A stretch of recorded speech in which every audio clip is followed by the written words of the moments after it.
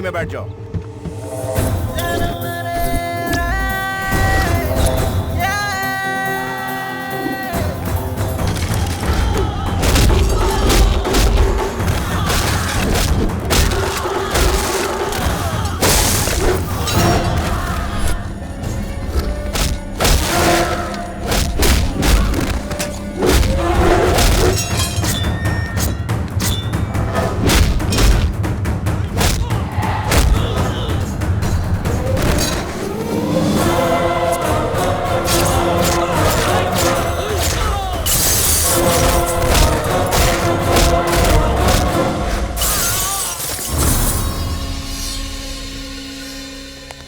Total family wrong.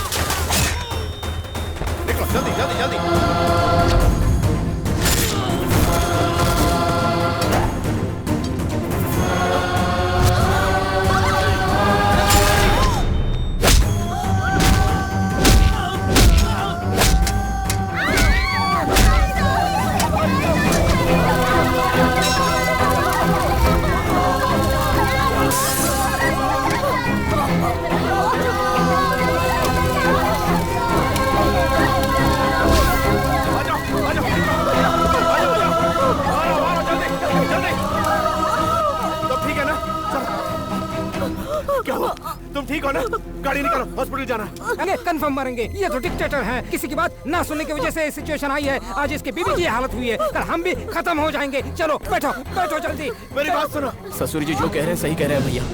उस दिन कहा था कि महिमा राय से दुश्मनी मत मोल लो, सुना नहीं। आज देखिए क्या हालत हो गई। उस महिमा राय का टारगेट हम नहीं है, आप हो। तुम दिल्ली से दूर जाओगे तो ही वो हमें जीने देगी। आप बाकी सबके लिए भगवान हो, लेकिन हमारे लिए यमराज हो। हमें माफ कर दीजिए, हम आपसे दूर रहेंगे तो ही हमारे बच्चे जिंदा रह पाएंगे। चलो यहाँ से, चलो चलो बैठो गाड़ी में। रुक जाइए। काम्या, कोई मेरे साथ नहीं है, लेकिन मैं तुम्हें बचा लूंगा, तुम्हें कुछ नहीं होगा। सुनो, बहुत तकलीफ हो रही है। मुझे चाकू लगा इसलिए नहीं, कोई आपको नहीं समझता है इसलिए।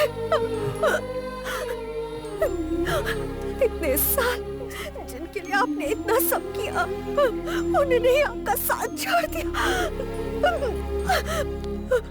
जिन्हें अपना समझा वो पराये हो गए। मुझसे वादा करो, तुम मेरे डैडी के पास जाओ, मेरे डैडी को संभालो। उन्हें पता नहीं चलना चाहिए कि मैं जिंदा नहीं, मर चुकी हूँ। काम्या, वैसे ही वो दीदी को लेकर पहले से ही परेशान है। उन्हें मेरे बारे में पता चलेगा तो वो पूरी तरह बिखर जाएंगे, उनसे सहा नहीं जाएगा। काम्या, काम्या, तुम्हें कुछ नहीं होगा। काम्या, काम्या। मौत से जूझ रहे इस घर की बहू को तुम छोड़कर आ गए। तुम्हें जरा भी तरस नहीं आई? हो क्या गया है तुम लोगों को? तुम क्या समझते हो ये सारी जायदाद किसकी है? हमारे पिताजी और उसके पिताजी भाई जैसे थे। हमारे पिताजी जब बिजनेस में धोखा खाकर अपने बच्चों के साथ सड़क पे आ गए थे, उस वक्त सिर्फ उन्होंने ही सहारा दिया था। आज जो तुम लोग इतने शानो शौकत से जी रहे हो, बड़े लोग जो हमें इज्जत देते हैं, ये सब उनकी दी हुई भीख है। भगवान को मंदिर की जरूरत नहीं होती, लेकिन बिना भगवान के मंदिर की कोई कीमत नहीं। वो भगवान है और उसके बिना इस घर की भी कोई कीमत नहीं। भगवान नहीं, हमें जहन्नुम में पहुंचाने वाला वो एक शैतान है। हमें माफ कर दो भैया, हमसे अनजाने में गलती हो गई। भैया जहाँ भी होंगे हम उन्हें ढूंढ लेंगे और उनसे माफी मांगेंगे। उसे आना होगा तो खुद आएगा, हम उसे नहीं ढूंढ पाएंगे। उसने जो एक बार फैसला कर लिया वो उसे मरते दम तक निभाता है।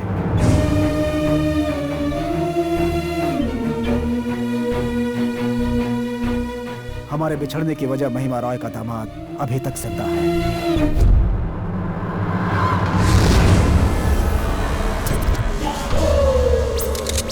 Shoot him.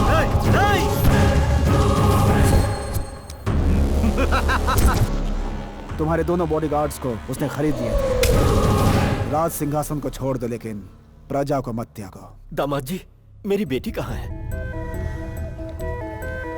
डॉक्टर साहब, अब मेरी पत्नी कैसी है? Your wife is perfectly all right. घाव गहरा होने की वजह से कोमा से बाहर आने में थोड़ा टाइम लग गया। मुझे खुशी है कि आपकी पत्नी ठीक हो गई। डॉक्टर, काम्या जी अपने बेड पर नहीं है।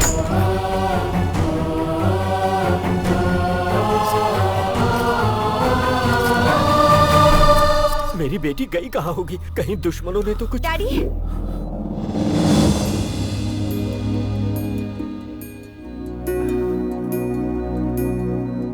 काम्या बेटी।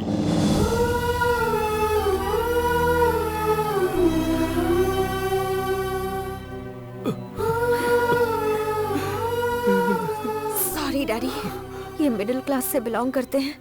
मैंने आपको ऐसा झूठ बोला था। इन्होंने भी मेरे कहने पर ही। तू सॉरी क्यों बोल रही है बेटी? बल्कि शर्मिंदा तो मैं हूँ। चल बेटी।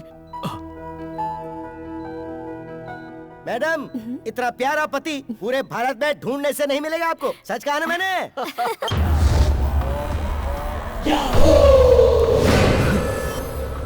छोटे, छोटे, क्या हुआ छोटे? सर, उठ छोटे, उठ। सर, आपका भाई अब किसी को नहीं पहचान पा रहा। प्रॉब्लम कुछ समझ में नहीं आ रही है। मिनिस्टर साहब, क्या हुआ इसे? भाई की ये हालत करने वाला कौन है? ये है वो। तुम इसे जानते हो? दिल्ली को थर-थर हिला देने वाला डिक्टेटर है ये।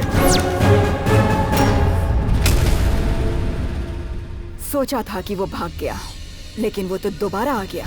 दामाद जी, अगर उसने दिल्ली में कदम रखा तो हमारे सारे पॉलिटिकल प्लान्स बर्बाद हो जाएंगे। वो बचना नहीं चाहिए। He is wrong. तुम जब यहाँ नहीं थे उस बीच बहुत कुछ हो गया। चेंबर ऑफ कॉमर्स को महिमा राय ने अपने कब्जे में ले लिया है। I hope everything will be. चल उठ। चैम्बर ऑफ कॉमर्स सीट मेरी है। इस कुर्सी पर जिसे चाहूं उसे बिठाऊंगी। अगर किसी ने मेरे खिलाफ आवाज उठाई तो उसका सारा बिजनेस बंद। ये महिमा राय का ऑर्डर है।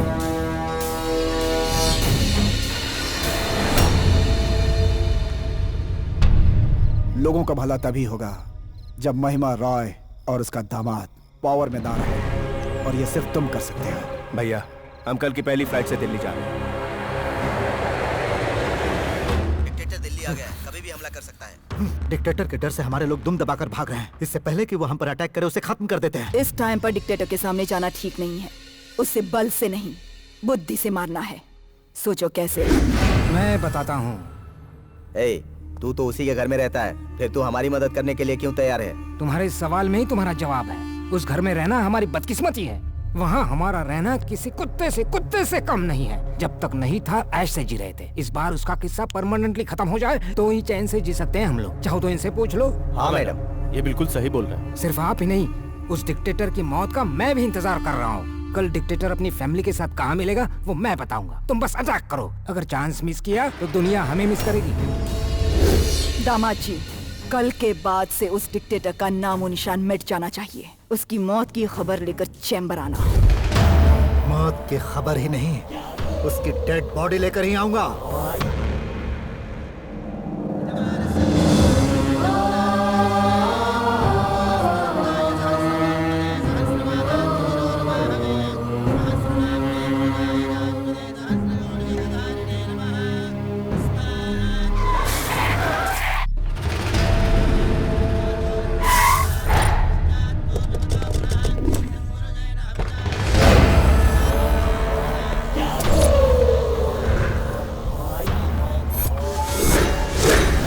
भैया, वहाँ कुछ भी हो जाए, लेकिन पूजा रुकनी नहीं चाहिए।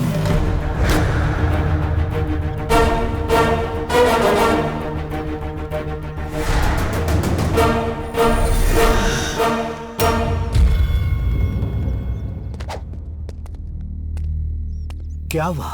शॉक लग गया ना? 1 साल मैं तुझसे छिपकर जीता रहा हूँ। मेरा जान से प्यारा मेरा भाई तेरी वजह से मुझे नहीं पहचान रहा। लोगों को बचाकर उनकी नजर में तो तू भगवान बन गया, लेकिन आज तुझे जमीन में गाड़कर ऊपर पहुंचा दूंगा। आज चाहे कुछ भी हो जाए, तू मेरे पंजों से नहीं बचेगा। शेर को भी जब प्यास लगती है तो सर झुकाकर पानी पीता है। इसका मतलब यह नहीं कि वो वापस सर उठाकर वार नहीं कर सकता। देखने के लिए आंखें नहीं बचेंगी, सर उठाने के लिए सर नहीं बचेगा।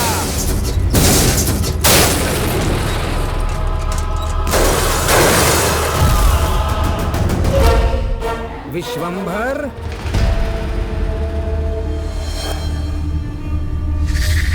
समझ नहीं पाए?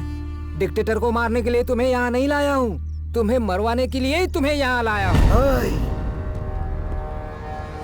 मार डालो उसे।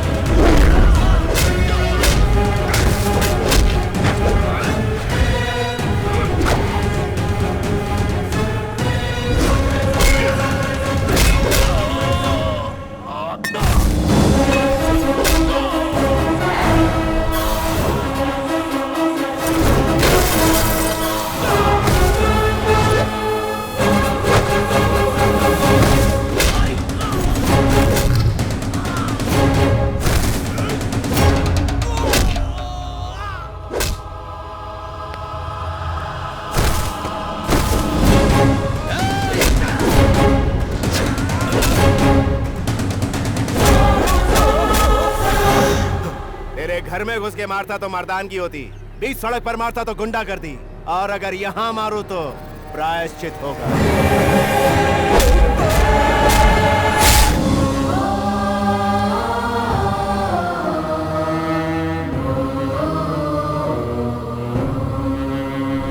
उस डिक्टेटर के बारे में आप भूल जाइए। उसका किस्सा आज खत्म हो जाएगा। स्त्री हत्या महापाप होता है, इसी ख्याल की वजह से तेरी उम्र बढ़ गई, वरना तेरे दामाद को जो मौत दी है वही तुझे भी देता। ये ले टिकट, इस देश को छोड़कर चली जा।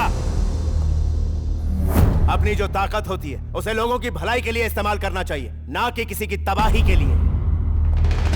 एक बात ध्यान से सुन, अहंकार में जी रही औरत, अन्याय करने वाला मर्द किसी ना किसी दिन अंधकार की खाई में डूब जाता है।